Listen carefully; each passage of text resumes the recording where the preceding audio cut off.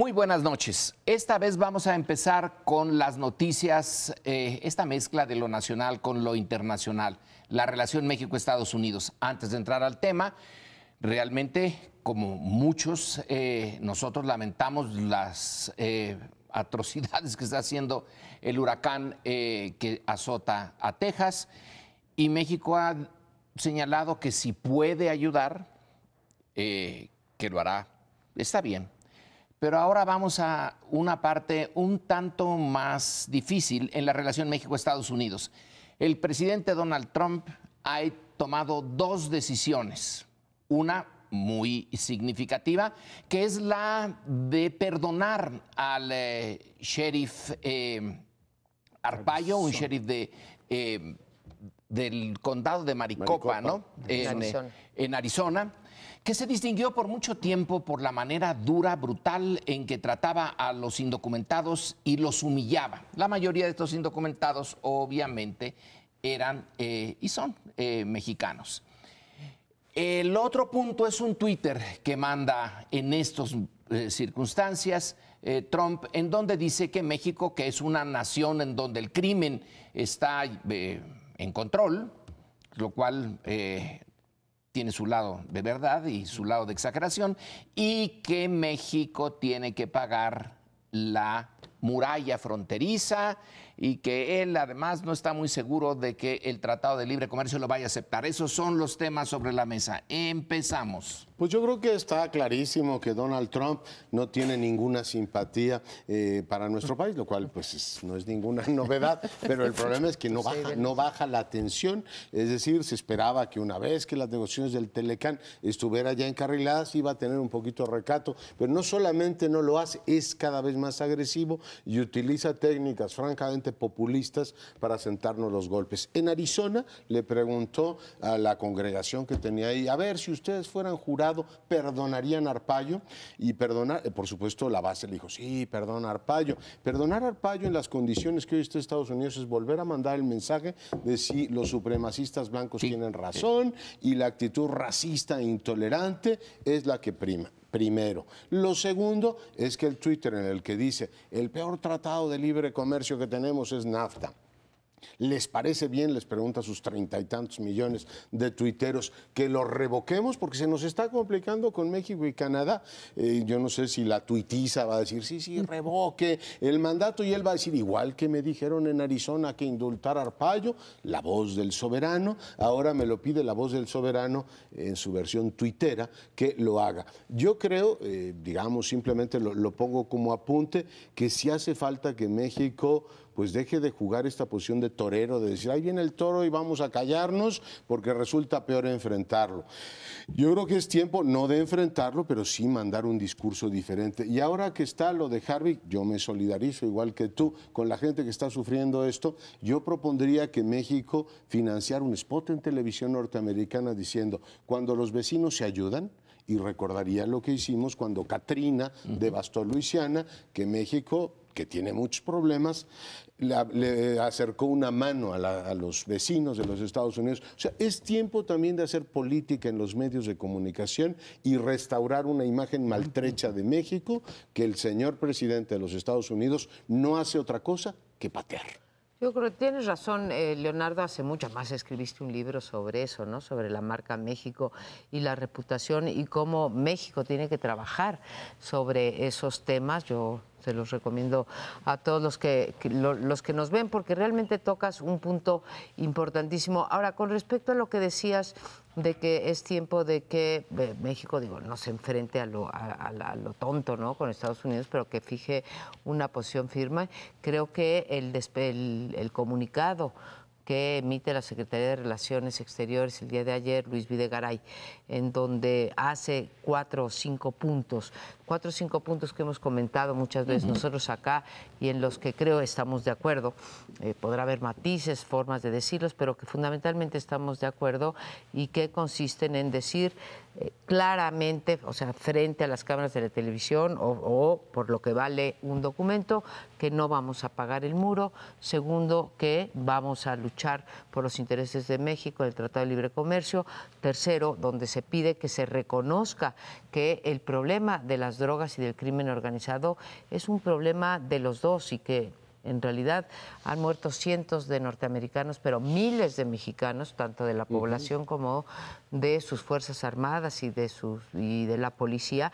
Y entonces va fijando los puntos en los que México, nos dice el canciller, no va a retroceder, pero sobre todo lo que me parece importante es que los pone en blanco y negro, diciendo, nosotros no vamos a hacer política vía Twitter, aquí va un comunicado un comunicado oficial, con validez oficial, de la Secretaría de Relaciones Exteriores. Así que, además de que tienes razón, podemos hacer un video, o recomiendas que se haga un video, pues comenzar por difundirlo. Ayer fue muy difundido en redes sociales este comunicado, y sorprendentemente, porque las redes sociales en general son mucho más críticas que apoyadoras, bastantes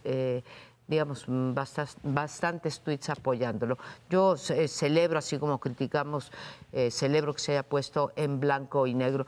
Y lo de Arpaio, Lorenzo, tú decías un alcalde, un mayor, un sheriff, que sí, es cierto, un alguacil que se caracterizaba por eso, por maltratar a los mexicanos o a los migrantes, pero en particular a los mexicanos. Sí, y lo pones en pasado porque simplemente se le puso una cota, se le puso una sanción, pero ahora que se la levanten, sí, esperemos la misma actitud. Y en efecto, todos los tweets y las acciones que quiere tomar, que no puede tomar, porque decías otra acción más. Afortunadamente ahí sí hay instituciones todavía que frenan hasta el momento, no creo que podamos cantar victoria, pues no puede él decir que toma esas decisiones, porque afortunadamente son unas decisiones compartidas, y tanto el pueblo, sí, porque hay muchos tuiters que lo apoyan, pero hay mucha gente que se está activamente poniendo en contra del señor Trump, ¿no? Por fortuna para nosotros. Bueno, yo el otro día asistí a una reunión en la que la especulación fundamental era cuánto le daban de tiempo a Trump para salir del gobierno de los Estados Unidos. La vía que es clara o que está puesta en la ley es la vía del impeachment, cual se ve bastante difícil. Bueno, hubo varias gentes, alguna dijo en unos meses, otro dijo en un año, y otros empezaron a especular de distinta forma. Pero quiere decir que, yo no sé si esto es wishful thinking, que queremos que esto pase, ¿no? Que se vaya. Y estos cálculos son castillos en el aire. O bien, lo que pasa es que sí tiene severas responsabilidades con la declaración de guerra a China, guerra comercial, con no haber consolidado su gobierno, siguen las renuncias, con una serie de cuestiones que había planteado para Europa y hecho marcha atrás, como no a la OTAN, no lo vamos a apoyar. Ahora dice, pues sí, vamos a apoyarla. Entonces hay una serie de cuestiones y las responsabilidades que se derivan de la intervención rusa, iba yo a decir soviética, pero está muy pasado, rusa, en las elecciones norteamericanas que llevaron al triunfo a Trump. Pero yo tengo la impresión de que algunos de estos tuitazos son para echar bolas de humo sobre una temática que le molesta. Entonces la echa sobre México, que es una parte débil, que es una parte que no contesta, que es una parte que, a diferencia de Europa, que inmediatamente contestó, por ejemplo, Merkel contestó, ¿cómo que no? Vamos a ir, y entonces echó para atrás. Y bien, hay otras que son, para nublar el panorama de lo que sí le afecta, y otras que son, pues, para mantener el apoyo de sus bases, que son las que quieren que se siga discriminando y expulsando a los mexicanos y a todos los migrantes indeseables en los Estados Unidos. Varios comentarios rápidamente. Dices, un mensaje de televisión mexicano en Estados Unidos, ¿por qué no quitarle un poco del presupuesto de la campaña que tiene Peña Nieto ahora en televisión, que dicen que es muy buena, muy cara, y pasar una partecita a esto. Recordemos también que en esta oferta de apoyo a los Estados Unidos, cuando lo de Luisiana, hubo quien dentro de Estados Unidos le puso peros a las cocinas que mandó el ejército mexicano porque no estaban suficientemente limpias. Tuvieron todavía esa, ¿cómo le llamamos a eso? De que va un país vecino, ofrece ayuda y le dicen, oye, ¿pero te lavaste las manos? Si no, no vengas acá. Así que esta vez, si hacemos algo similar, que no nos pase eso, porque ya estamos hartos con lo de Trump. Y en realidad, lo de Arpaio, hoy me parece muy bueno y lo recomiendo el artículo de Krugman, de Paul Krugman en el New York Times, donde señala que quizá el caso de Arpaio es una muestra. Eso lo dice un premio Nobel de Economía norteamericana, no yo, un resentido, etcétera, de fascismo norteamericano. Dice, tenemos aquí a un personaje líder en la persecución de una minoría y él mismo, Arpaio, dijo que a donde él llevaba a los indocumentados eran campos de concentración. Campos de concentración en donde llegaron a tener en sus tiendas una temperatura de 115 grados Fahrenheit, es decir, que se mueran allí de calor, y les puso los calzoncillos color de rosa. ¿A quién? Solamente una mente enferma se le ocurre. Ya sabemos que desde el siglo XIX o XVIII se les ponía a los presos a algunos unos trajecitos de raya, pero nadie se metía con sus calzones. En cambio, Arpaio sí es una mente enferma. Y termino con esto, que el huracán, lo dice alguien en CNN, le sirve a Trump para lanzar el indulto a Arpaio y que no se note. Porque entonces el huracán lleva todo el 99% de la atención y en ese momento a su correligionario, a su alma soulmate, le da el perdón. Yo no discreparé de CNN, pero sí diré que no le quitemos mérito a Trump. Él lo anunció desde el jueves, antes de que entrara efectivamente el huracán, y dijo, lo voy a perdonar, y lo usó como un elemento, como decía Paoli, para reafirmarse ante sus bases, que siguen siendo más o menos el 20 y tantos % del electorado norteamericano. Recordar que en los últimos tiempos la desaprobación ya está sólidamente en un 50%. O sea, hay la mitad de los norteamericanos deplora la actuación de su presidente. Complemento lo que decía María Amparo. A ver, yo coincido en que hay que tener técnicas de negociación comercial muy sofisticadas y lo están haciendo bien. Que el comunicado fue correcto en decir no vamos a pagar, también. Pero llevamos año y pico sin confrontar a Trump en el corazón de los norteamericanos. A mí que la Cancillería diga eso, pues todos los sectores sensatos dirán, México lo hizo perfectamente. Pero decía hacer un comercial, o sea, un spot diciendo México estuvo ahí cuando lo necesitábamos. También propondría que hicieran uno de la cantidad de muertos que hay en este país y decir, mira, todo esto ocurre porque tus jovencitos, los boys, se drogan sin que tus autoridades norteamericanas hagan absolutamente nada. Debemos ganar el corazón de los norteamericanos o mejorar nuestra reputación ante ellos. Ellos no van a leer lo que diga Videgaray ni el equipo comercial. O sea, ellos, aquí en México tampoco lo leemos. Necesitamos entrar al gran debate. En todos los estados que nos son adversos en opinión, decir, oiga, México está muy mal, pero no necesariamente es lo que dice el presidente Trump. Por cierto, esto de sus muchachitos, los boys, como les llamas tú, son los que se drogan y por eso hay esa ¿Esos demanda. no son bad hombres? Nosotros somos los bad hombres y aquellos, ¿no? Muchachos, y ellos ¿no? son los good boys, los llevamos por el camino del mal. Pero vaya, por cierto, esto de la demanda de la droga y cómo no la frenan los Estados Unidos a través de los boys. También está en el comunicado, pero tienes razón y se me pueden ocurrir tantos otros si queremos traducirlo en efecto de un comunicado que, insisto, corrió y se leyó en las televisoras, se volvió a leer a leer esta mañana. Hoy en día creo que, como bien dices, es mucho más efectivo hacer cuestiones audiovisuales o junto, en donde se enfaticen esos puntos. Y hacer tantos como propones hacer, uno sobre Arpaio, etcétera.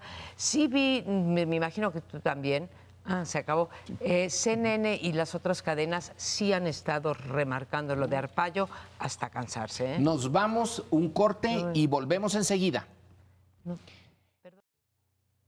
Hace relativamente poco tiempo, pues se hizo una reforma constitucional para transformar, una reforma necesaria, diría yo, porque si algún problema tiene México es el de la Procuración y Administración de Justicia. Nuestra Procuraduría no persigue los delitos o los persigue casi siempre con un criterio político aquí en la cabeza. Bueno, pues se hizo una reforma constitucional aprobada por todos los partidos, en la que se decía que teníamos que transitar de una procuraduría para los viejos tiempos a una fiscalía autónoma e independiente, capaz de perseguir los delitos sin criterios políticos. Se hizo esa reforma, se puso, sin embargo, un transitorio diciendo que quien fuera que ocupara el puesto de procurador o procuradora en ese momento transitaría en automático a ser fiscal por 9 años. De inmediato se leyó como una cuestión en donde el PRI, el gobierno actual, estaba buscando, uno, nombrar al fiscal y dos, comprar impunidad. De ahí se desató un debate tanto que el presidente Peña Nieto, con sensibilidad, mandó una reforma para modificar ese transitorio y decir no va a ser en automático, podrá competir el procurador que esté en funciones, pero no sería en automático. Esa iniciativa, como muchas otras que son políticamente correctas, pues está en las gavetas del Congreso. Y muy recientemente el PAN y el PRD han hecho una bandera, o han tomado una bandera, de que se pase esa iniciativa, que no se permita que el actual procurador pase en automático. Y lo mismo organizaciones de la sociedad civil que también se han manifestado en ese sentido. Hoy en día, sí, sabemos por el presidente del Senado, por Pablo Escudero, que pues el PRI y el Verde están determinados a que eso no ocurra. ¿Se están indisciplinando del presidente? Me pregunto yo, ¿cambiaron de opinión? ¿Va a haber esta guerra? Y lo que se pregunta en la opinión pública, en los periódicos, es si este embate en contra de Ricardo Anaya y su familia política de enriquecimiento ilícito en los últimos años, para los cuales, desde mi punto de vista, no hay pruebas todavía contundentes, ni medianamente contundentes, tiene que ver con esta declaración de Ricardo Anaya de decir no permitiremos que el procurador actual pase en automático a ser fiscal. Así está la discusión política, creo que merece dos discusiones aparte, pero están en el tiempo y en la mente de los analistas juntas. Yo creo que esta decisión que ahora ha tomado el PRI y el Verde, que desde luego que la toman con la anuencia del presidente, porque es una decisión muy importante, de dejarnos al actual procurador 9 años más después del 2018, es una puñalada a la ciudadanía. Está peor que si no hubiera habido ninguna reforma, peor todavía. Porque si no hubiera habido reforma, el siguiente procurador o fiscal, si fuera el caso, quien estuviera al frente de lo que fuera, fiscalía o procuraduría, lo pondría el siguiente presidente. Pero en esta nos dejan un regalo envenenado. Nos dejan a alguien del grupo del Estado de México, alguien que está absolutamente identificado con el PRI, que fue parte central de la campaña electoral de Peña Nieto en el 2012. Alguien que no ha podido enfrentarse al caso Emilio Lozoya, alguien que sigue sin darnos una explicación sobre lo que pasó con los estudiantes de Ayotzinapa, y lo quieren dejar 9 años más. Es una especie de maximato ya hecho. El maximato era pretender el control del gobierno por un presidente que había sido, pero que ya no era, ¿no? Sí. Plutarco Elías Calles. Es una especie de una sección del maximato, pero a lo grande. 9 años, inamovible.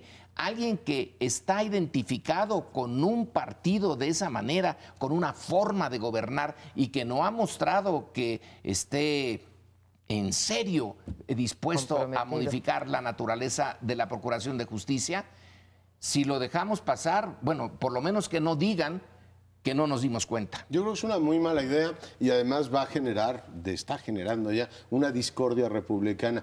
Yo entiendo que pues, las mayorías deciden en un régimen parlamentario, pero la integración de ciertos cuerpos y ciertos nombramientos, además la historia reciente de este país así lo preconiza, sí requiere un alto nivel de consenso. O sea, tú puedes decir y emperrarte en que el Consejo del IFE o el INE ahora lo va a sacar por mayoría. Y los resultados ya vimos cuáles son. En este caso, el nombramiento del primer fiscal, efectivamente, que va a tener este país, si lo hacen por la vía de la confrontación y además lo imponemos porque tenemos mayoría y 2 o 3 partidos, más la ausencia de algunos senadores, que así se las gastan, nos van a permitir efectivamente que eso ocurra, me parece la peor idea que uno puede tener. Independientemente de quién vaya a ser el próximo presidente de este país, dirá, el origen de ese fiscal es un origen que generó discordia, una discordia que además no está garantizada, y con esto concluyo, con una eficiencia técnica que permitiera a todos decir, a ver, mantengamos este señor porque está construyendo una institución tan novedosa y portentosa que reduce los niveles de impunidad de este país. Hoy, por ciento, la UDLA Puebla dio a conocer el índice de impunidad. Sí. No nos hemos movido 1 centímetro en materia de impunidad en este país. Por tanto, tú dices, a ver, usted va a nombrar por 9 años a un fiscal. Todavía no hay fiscalía, estamos hablando de fiscal, o sea, la institución no se ha edificado, me parece que es el camino, o sea, directito al fracaso, independientemente de quién gobierna, incluso si el PRI retuviera la presidencia de la República el año próximo, incluso en ese escenario. Sí. Bueno, yo creo que hay 2 ángulos que se conectan, que están imbricados, el ámbito jurídico y el ámbito político, o el ángulo de análisis jurídico y político. Están muy conectados, pero me gustaría agregar a lo político que ustedes han estado argumentando, la identificación muy clara con este presidente saliente que termina en un año más y que tiene como su asesor jurídico fundamental desde la campaña al actual procurador. Segundo aspecto, que quien venía ocupando esta posición, primero fue Murillo Karam, pero salió con todo el asunto de Ayotzinapa, no había manera de mantenerlo. Entonces se buscó a alguien que ya con la mira de que se iba a quedar o que se podría quedar si llegaba hasta el final del sexenio, como ya explicó bien María Amparo, Areli Gómez. Esa también fue porque fue cancelada políticamente. Este sí es un movimiento político claro, pero está dentro del marco de la ley que se está jugando. Y finalmente se pone a este, que es una garantía porque tiene una capacidad jurídica reconocida mucho mayor, tiene un prestigio como abogado bastante amplio.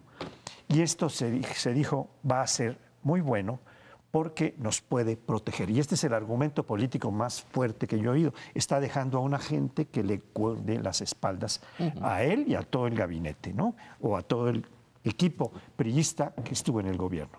La parte jurídica a mí me tiene muy intrigado. El presidente efectivamente manda una iniciativa para modificar ese transitorio, para lo cual se requieren 2/3 de votación. El PRI no los tiene, pero el PRI podría contar, si la manda el presidente, pues se supone que el PRI, su partido, va a apoyarla y tendría claramente el apoyo del PAN y del PRD, con lo cual cumplen con los 2/3 que se requieren. Pero entonces dicen, está esto tan difícil que mejor nos vamos a sostener. Les faltan 24 votos para tener los 2/3. Ya empezaron a salir algunas gentes del PAN, como el gobernador de Durango, que dijo, yo creo que el doctor Cervantes es una pieza fundamental y debe seguirse. Que va a ser el próximo presidente del Senado, ¿no? Pero bueno, eso es otro tema. Pero, sí, pero es el que seguramente está anunciando lo que otros panistas llegarán a 24 y entonces el veto que está planteando Anaya, como bien lo decía María Amparo, quedará inactivo porque sus mismos senadores panistas van a votar a favor de Cervantes Esto sería algo terrible. Y yo creo que hay ahí una... Sí, yo creo que esto sería algo ángulo terrible, pero esto es algo que jurídicamente se puede estar... Pero pones el ángulo político en esta parte jurídica de la que estabas hablando, creo que pones el dedo en la llaga, Pauli, porque en efecto, si hay 24 panistas, no estoy imaginando algún perredista, estoy imaginando algún perredista o alguien saliéndose de la sesión, pero vaya, si consiguen a 24 panistas, sería, aparte de una derrota para la República en términos de una regresión sobre lo que se pensaba que iba a ser la Fiscalía, una gran derrota para Anaya, porque hoy en día Escudero, digamos, y digo Escudero porque él es el presidente del Congreso, digamos, el PRI y el Partido Verde hacen un llamado a los panistas a votar a conciencia. Ahora, a mí que me expliquen, por favor, porque yo sí me la tragué, les voy a ser honesta y lo reconozco aquí, yo sí me tragué que la iniciativa del presidente para echar para atrás el pase automático era de a Davis, ¿sí? Sí, lo creí y que le iban a pasar. Me doy cuenta que soy pésima analista política y pésima pitoniza, ¿sí? Porque ni por un lado, ni por lo que me decía el corazón, ni por lo que decía la razón, ni por ninguno de las dos. Yo quiero decir que el problema, gracias, el problema ni siquiera es Raúl Cervantes. Raúl Cervantes, con esa trayectoria que se dice que un tipo, prestigio, digamos, con un prestigio jurídico, la sociedad civil impidió, porque ahí sí fue la sociedad civil, que llegara a ministro de la Suprema Corte de Justicia. ¿Por qué? Por su filiación partidaria. ¿Sí? Y ahora pues está luchando por eso, no porque no tenga la competencia, sino porque simplemente no puede dar las garantías de autonomía. Y porque había pasado lo de Medina Mora. Digo, yo creo que si la apuesta es que van a comprar a una parte de la fracción del PAN, el problema lo sigues teniendo ahí porque va a ser un problema de origen. O sea, el nombramiento va a salir viciado de origen. Y puedes comprar como el PRI compró al representante del PAN en el INE, ¿no? Que le dieron una notaría a Gárate y resulta que lo tenían en el bolsillo. O puedes comprar legisladores. Eso no le quita ilegitimidad al nombramiento, porque pues volveré a citar a Unamuno una y mil veces. Hay que vencer y convencer. Y en este caso, si lo que quieren es edificar una institución que nazca con prestigio, este es el peor camino. Pero ¿les importa el prestigio? ¿Les importa en realidad la República? ¿Les importa su grupo? Porque eso lo han mostrado una y mil veces y les tiene sin cuidado. Lo que la sociedad civil o nosotros digamos, están realmente empeñados en que tienen que ganar esto porque se les va mucho. Si hay una fiscalía honesta, veamos en otras partes de América Latina, podemos estar o no de acuerdo, pero esa fiscalía brasileña ha de ser terrible para ellos, un verdadero terror. ¿Podría agregar algo? El presidente no tiene la última palabra en este asunto. Es como aquella anécdota de Ruiz Cortines en donde le dijo a su compadre, perdimos, compadre, de la presidencia municipal. Y ahora iba a decir, pues perdimos, señores, mi iniciativa no pasa. Pues creo que con lo que nos vamos a quedar en este país es con un cambio de letra. Como se lo oía a Ana Laura Magalón el otro día, en vez de decir PGR va a decir FGR. Va a ser muy baratito el cambio, pero pues usted se quedará sin justicia. Lo esperamos en un momento. Pública.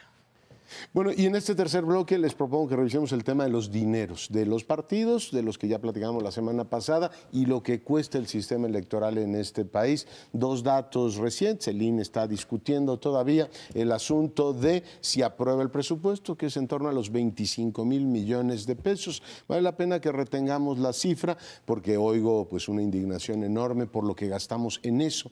Pero yo le recuerdo, si usted nos ve aquí en la capital de la República, que solamente las delegaciones capitalinas, no el gobierno central, recibe 30,000 millones de pesos. O sea que cuando uno lo ve efectivamente en el gran pastel que es el presupuesto, pues lo que parece efectivo, y es mucho, comparado con otras instancias de gobierno, uno dice, pues realmente tendríamos que empezar a revisar el presupuesto que tiene varios billones de pesos. Pero el otro punto es que la Suprema Corte de Justicia le ha dado el visto bueno a la llamada Ley Kumamoto, que fue aprobada en Jalisco. No creo que en estas condiciones pueda convertirse en letra digamos, federal, o sea, algo que tenga obligación para todas las partes ahora, pero creo que sí sienta un precedente que a partir del 18 tendrán que replantearse los partidos políticos y debe darse dinero a los partidos por la proporción de votos que tienen o por los votos que efectivamente tienen, ojalá funcione. Y en el tema del gasto del INE, pues ojalá que en algún momento el próximo gobierno asuma las funciones que hoy no cumple, como por ejemplo documentar nuestra identidad. Hoy la función de documentar nuestra identidad la hace el Instituto Nacional Electoral. ¿Por qué? Porque el gobierno federal años van, años vienen y sigue diciendo que no tiene capacidad para hacerlo. Así es que en el debate de los presupuestos creo que hay, pues por supuesto, mucho dolor, pero también mucha manipulación por las cifras. ¿Ustedes cómo lo ven? Hay manipulación, pero no nos tenemos que hacer cargo del montón de dinero que se está gastando, cómo se está gastando y si es el único que se está gastando, ¿sí? Las tres cosas. Con respecto a los dineros para los procesos electorales, una cosa es el dinero que va a los partidos y ahí sí hay que decirlo una y otra vez, el INE no tiene nada que ver. No es Lorenzo Córdoba y los consejeros los que determinan cuánto dinero, los 6,000 millones que se van a ir al INE, más los otros 5,000 que les van a dar los INEs locales, digamos, los llamados OPLES. Y eso no hay que cargárselo a los consejeros, que quede claro que ellos simplemente están obligados a aplicar una fórmula. Ahora, ya cuando me paso yo al gasto operativo y pienso, además, espero que no se me entienda como algo contradictorio, creo que hay que acompañar al INE en el 18. Lo peor que podemos tener es no tener un árbitro legitimado. Acompañar al INE. Si no hay, Leonardo, en ningún país que yo conozca, y los he estudiado de verdad, en órganos electorales, que tenga 33 burocracias locales del electorales, ¿sí? 32 locales más una federal, del tamaño que la tenemos y trabajando 365 días al año. No hay una, con unos sueldos muy buenos, más que buenos, con bonos además por año electoral, que no entiendo por qué por año electoral se tendrían que dar bonos, y con gastos que sí esperaríamos. Yo sé que ellos cortaron 1,800 millones de pesos el año pasado por un edificio que salió peor porque la renta sale más cara, pero bueno, nos gusta lo políticamente correcto. Que nos expliquen cómo pues, se gastan 800 millones, si es que es cierto, no lo sé, en lavandería y cosas así. Realmente sí es, Leonardo, un dineral lo que gastamos. A estos 25,000 millones que están por aprobarse al interior del Consejo General del INE para mandar el presupuesto, habría que sumarle lo que nos gastamos en la FEPADE, que es la Fiscalía Especializada en Delitos Electorales, todo lo que cuestan cada uno de los institutos electorales locales, más el Tribunal Electoral del Poder Judicial de la Federación. Entonces, sí estamos hablando de una burocracia muy cara. Ahora, si esa burocracia se tradujera en índices de legitimidad de las elecciones, etcétera, vaya y pase. Pero no está siendo el caso, Leonardo, así que lo siento, pero sí creo que ahí hay una parte de crítica válida. Me gustaría que pudiéramos ir al origen de la fórmula que primero estuvo en la ley y luego pasó a la Constitución, que está establecida en la Constitución misma la fórmula para entregar una cantidad enorme de recursos a los partidos. Le oí a Luis Carlos Ugalde, expresidente del IFE, del Consejo General del IFE, en un seminario en que yo coordiné la mesa en la que participaba, decir que el origen de esta fórmula se da de la siguiente manera. Está probado que el PRI toma recursos públicos de todos lados, de programas sociales, de donde puede, para ponerlos a favor de su partido en la campaña de sus candidatos. Entonces, Zedillo mandó llamar a los dirigentes del PRI y les dijo, el presidente Zedillo, siendo presidente, dijo, ¿cuánto requiere el PRI que le demos para que no sigan tomando recursos públicos? ¿No? Bueno, esa tole con el dedo le dieron al presidente. Hagan de cuenta que, no recuerdo la cifra, pero dijeron 1,000 millones en aquel momento. A partir de eso pidió que se construya la fórmula para que al PRI le toquen de acuerdo con los...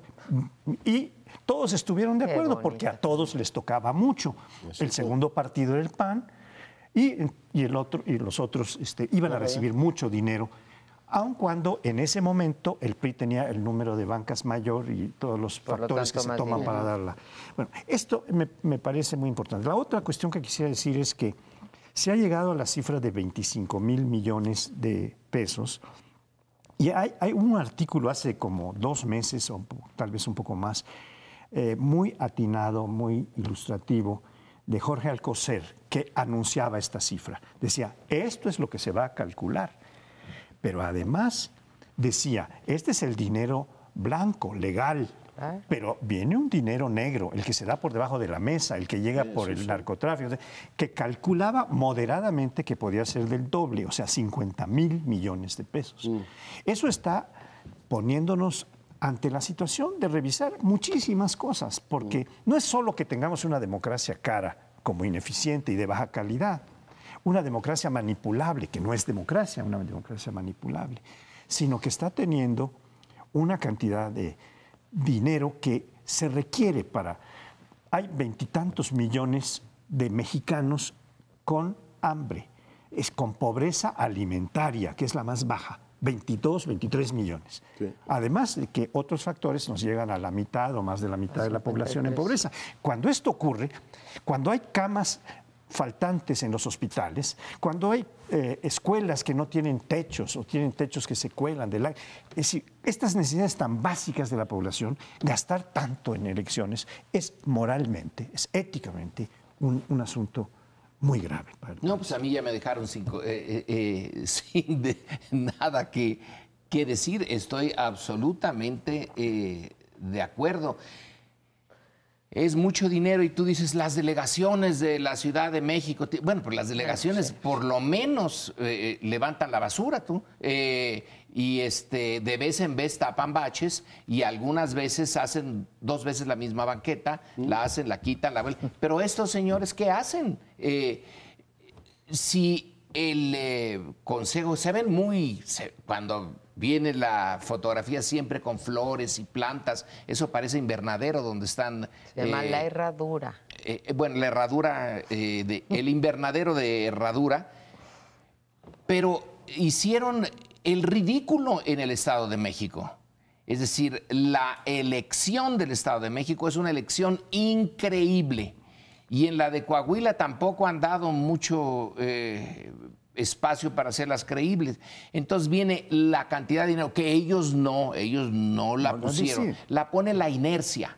Tiene razón, empezó con Zedillo y luego la inercia la dejan. Simplemente dice, señora inercia, pase usted, cada año tenemos más y el año electoral, tenemos mucho más. Pero la eficacia de esa inercia podía haber sido eficaz, podía servir. Si tiene tal cantidad de burocracias, no sirve, entonces eso es realmente criminal. Es un sistema que tiene una estructura de un crimen blanco. No matan a nadie, nada más quitan recursos que podrían servir para una vida ligeramente menos dura para una buena cantidad de mexicanos. Y ellos se la pasan muy bien. Yo estoy completamente de acuerdo con ustedes en que no funciona y habría que revisar el sistema. Lo que no estoy seguro es que recortándole dinero de entrada, eso mejore. Separaría claramente lo que es el financiamiento a partidos, incluso el ilegal, de la operación del sistema electoral. Funciona así pues porque tenemos un sistema basado en la desconfianza, pues somos muchos millones de personas que votamos, que requerimos credencial, boletas, todo lo demás. Que no funciona bien, voy completamente de acuerdo con ustedes. Pero no acepto eso de que eso podríamos destinarlo a mejorar la condición de los mexicanos más pobres, y no porque no lo acepte así por principio. Yo digo que si una delegación como Iztapalapa recibe 4,000 millones, que es la suma del financiamiento del PRI, el PAN y, si me apuras, Morena, solo la delegación Iztapalapa recibe ese dinero. Digo, oiga, indignémonos por eso, pero indignémonos por todo. 30,000 millones. La policía capitalina, que tampoco da muy buenos resultados, se chupa ni más ni menos que 15,000 millones de pesos. También los niños podrían vivir mejor y no tendríamos balaceras en Palmas. El gobierno de Chiapas tiene 80 y tantos mil millones de pesos de presupuesto y el capitalino 200 mil millones. Y así sumo y sigo hasta llegar a los 5 billones. Este país paga un punto de su PIB en pagar deudas de Fobaproa todavía. Y digo, resulta que los 25 mil millones del sistema electoral mandan a los niños a la pobreza. Pero el dinero que estamos pagando por interés... O sea, comparemos las magnitudes de lo que se está gastando en un tema y en otro. Un punto del PIB pagamos por las deudas que venimos arrastrando de las Lo que esté mal en otros no quiere decir que no estés mal en se va a dedicar a salud. No o sea, no es el punto de comparar, porque además no se va a ir allí a salud. Sí, yo creo que sí hay que comparar. Y tienes razón magnitudes. Y tienes razón en una cosa. La mitad de ese presupuesto de esos 25,000 se va al puro padrón electoral, bueno, el 40% al puro padrón electoral que debería de hacerlos la Secretaría de Gobernación o algún otro órgano, ¿sí? Pero sí es inadmisible, Leonardo, que sigamos con el argumento de que la desconfianza sale muy cara, porque tenemos caro y desconfianza. Es verdad también eso. Vamos a una brevísima pausa, regresamos en un instante. Se anunció la semana pasada, entiendo que el jueves, que el partido Morena había pues nombrado a Claudia Sheinbaum como candidata de ese partido al gobierno de la Ciudad de México. Esto ha traído una serie de discusiones muy fuertes porque, bueno, primero estuvo especulándose quién sería, porque el presidente del partido, Andrés Manuel López Obrador, dijo que se haría una encuesta que solo él iba a determinar, porque no informó sobre la metodología, sobre la casa encuestadora, en fin. Y finalmente se da esta respuesta. No sé qué va a pasar, por ejemplo, con Ricardo Monreal, que ya había preanunciado que si esto pasaba, pues él iba a hacer un pacto con el PRD para ser candidato del PRD. Quién sabe si esto sea aceptable, pero está allí. La otra cuestión que se conecta es la candidatura, por ejemplo, para el estado de Puebla, en donde pues todo veía venirse como que iba a ser para Barbosa, senador por Puebla, que renuncia al PRD, se pasa a Morena para conseguir esta. Y ahora hemos tenido la noticia de que un economista importante, Enrique Cárdenas, que fue el coordinador principal de la Fundación Espinosa Iglesias hasta hace unos días, se lanza por Morena a la candidatura de Puebla, con lo cual pues se borra esta cuestión de Barbosa. Yo lo que quiero reflexionar con ustedes es que en cuanto Morena, que tiene muchas expectativas de ser un partido que puede hacer mejor las cosas, cambiar, combatir la corrupción, etcétera, en cuanto se mete a esta cuestión del poder y empieza a contar con seres humanos, algunos de los cuales no son tan blancos como quisiéramos, ¿tan humanos? Pues va a tener problemas de un tipo muy grave, porque se le van a alborotar sus galleras. Ya hay varios anuncios de división interna, pero también hay otros anuncios de muchísimos perredistas que se están yendo ya a las filas de Morena. Entonces, está la discusión muy agria, muy dura, y creo que pues esto lo vamos a ver en breve cómo concluye. Yo soy de las que pienso que el mejor método para elegir a un candidato es el que les funcione a los partidos políticos. Admito incluso el dedazo. ¿Por qué? Porque los partidos son vehículos para acceder al poder. Claro, cuando uno hace un dedazo, se hace cargo de las consecuencias. Pero, en fin, no necesariamente tiene que ser democrático el método. Lo que sí me parece inadmisible, en este caso en Morena, en otros partidos, es la simulación. Que nos quieran hacer pasar esto como un método democrático, como cuando fue un método absolutamente verticalista, jerárquico. O sea, lo decidió, por los datos que tenemos, lo decidió López Obrador. ¿Y cuál es el problema con esto? Insisto, para mí el problema no es el método elegido, es lo que te revela, ¿sí?, de que cómo va a ejercer o cómo ejerce el poder ahorita en el partido, si llega al poder, en el poder, un hombre como Andrés Manuel López Obrador. La encuesta fue un engaño, fue opaca, no se sirvió el principio de máxima publicidad, no supimos cuáles fueron los criterios, no supimos cuál fue el peso que se le dio a cada uno de los criterios. Vaya, no conocimos ni siquiera a las personas que llevaron a cabo las encuestas. A mí eso es lo que me descoloca con respecto a el nombramiento o la selección de Claudia Sheinbaum. Y, por cierto, quiero decirlo, toda mi solidaridad por estos artículos, pues no son xenófobos en este caso, pero cuestionando por qué Claudia Sheinbaum, que no sé si lo sea, Claudia Sheinbaum, que es y si lo es, me da igual, o sea, creo que no es el punto, por ser judía. Estas expresiones que hace rato en el primer bloque hablábamos con respecto a Trump, me sorprende que más de un articulista y más de un tuitero ha señalado a Sheinbaum como judeocomunistoide. Una cosa, o sea que mi solidaridad con ella. Bueno, yo puedo, por experiencia muy fortuita, hablar sobre quién levantó la encuesta. Porque a mi casa llegaron y me hicieron la encuesta. Y llegaron a mi calle y al vecino pues también le tocaron, pero el vecino no abrió. Bueno, eso pasa con las encuestas. Sí me dijeron cuál era la empresa. Ahora, como yo no sabía que era la encuesta sobre Morena, no puse ninguna atención en la empresa. Lorenzo. Nada más que yo siempre abro la puerta a los encuestadores, porque en alguna ocasión me tocó a mí hacer encuesta como parte de un curso en Chicago. Y fue muy feo cuando me rechazaron. Entonces yo me solidarizo con los encuestadores y las hago siempre por teléfono, por internet. Y todo esto era una mujer joven que llegó con una serie de láminas. Y entonces me dijo que si me podía hacer la encuesta, dije que sí, y entonces hubo varios puntos. Yo ya no lo recuerdo al pie de la letra, pero sí fueron interesantes. El orden no se los digo porque mentiría. Mi opinión sobre cómo estaba llevando a cabo la política en México y en particular en la Ciudad de México, bueno, mi opinión fue negativa.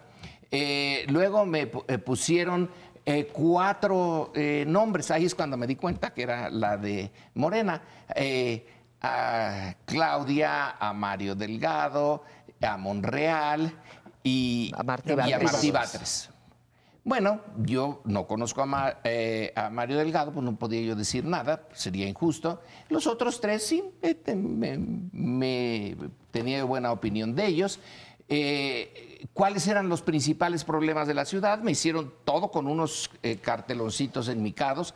No es que te dieran la posibilidad de que tú pusieras los problemas, pero eran suficientes, eran como 15. Bueno, pues para mí el de la corrupción era el más importante, sin excluir todos los demás. Seguridad. Y así fue mi estatus socioeconómico. No me dijeron cuánto gana usted, eso no. Simplemente me dijeron cuántos baños completos tiene en su casa, qué tipo de piso tiene y cuántos focos tiene. Que yo nunca he contado mis focos, pero más o menos me lo imaginé. Y entonces, y finalmente, de los 4... ¿por quién votaría usted? Yo sí, voté por Claudia. Muchas gracias. La invité a pasar a la casa para que nos sentáramos mientras se le cuenta. No, mi supervisor está aquí y tiene que verme trabajando en la puerta de la casa, que era lo normal. Así que a nivel de piso, puedo decir que fue una encuesta normal. Pero nadie hemos negado que haya habido encuesta. Es que no sabemos. Yo no niego. Pero ni siquiera los participantes saben cómo lo operó el comité de Morena. O sea, finalmente fue una encuesta interna, no se informó quién es el responsable técnico. Cuando le preguntaron a Jael Kolpolevsky, oiga, ¿y lo van a dar a conocer? No, porque tenemos que proteger a los que participaron. O sea, no sabemos ni quién la hizo, ahora sabemos por el testimonio de Lorenzo parte de lo que se preguntó, pero los propios, digamos, interesados, empezando por Monreal, no la conocieron. Yo creo que, bueno, los elementos básicos los han dicho ustedes. Yo creo que estamos ante un asunto que sí va a tener muchas consecuencias en la capital y probablemente en el proceso político nacional. Por un lado, pues hace 20 años Ricardo Monreal y López Obrador coincidieron, uno era del PRI, el otro era el dirigente nacional del PRD, y Monreal decidió cambiarse de partido y exitosamente sacaron la elección de Zacatecas, que ganó Monreal. No digo que vaya a ocurrir exactamente ahora lo mismo, cambiando de partido, pero Monreal ha dejado absolutamente claro que ni está de acuerdo con el método ni la forma en que se procesó, y en consecuencia tampoco acepta la senaduría, premio de consolación que le dieron, y a partir de ahora se abre por la posibilidad de que el PRD le diga, pues véngase usted efectivamente a formar parte de nuestras filas. A partir de ahora, para Claudia Sheinbaum y López Obrador, el asunto se complica, porque Morena iba en caballo de Hacienda en la capital, tenía 38% de intención de voto. Ahora, una división en Morena puede ser fatal para sus intenciones o sus intereses en la ciudad. Veremos cómo se procesa ese tema. Lo segundo es que, pues ciertamente para López Obrador es un golpe duro, no solo por su estilo de, digamos, gobernar, sino también por su relación con las encuestas. Una buena parte de su alegato del fraude del 2006 es que él tenía encuestas que le habían hecho y, bueno, pues siguen efectivamente esas sin conocerse en todo el detalle. Por tanto, yo creo que esto va a traer mucha cola para los intereses de una Morena que antes del proceso de selección de candidatos, como digo, iba en caballo de Hacienda aquí en la capital de la República. Yo creo que sigue siendo la fuerza principal en la Ciudad de México, pero independientemente de eso, hay ciertas reglas de la transparencia en la democracia. Y cuando uno hace una encuesta para decidir un candidato, no para cualquier cosa, y esta no se da a conocer públicamente, aunque haya el testimonio de Lorenzo o de cualquiera que hubiera sido encuestado, pero esto no es suficiente para que esa encuesta haya cumplido las reglas de la publicidad, revelado la metodología que siguió, el tamaño de la muestra, etcétera. Pero es un tema que vamos a tener que seguir tratando. No nos deje, vamos a regresar el próximo lunes a Primer Plano. Buenas noches.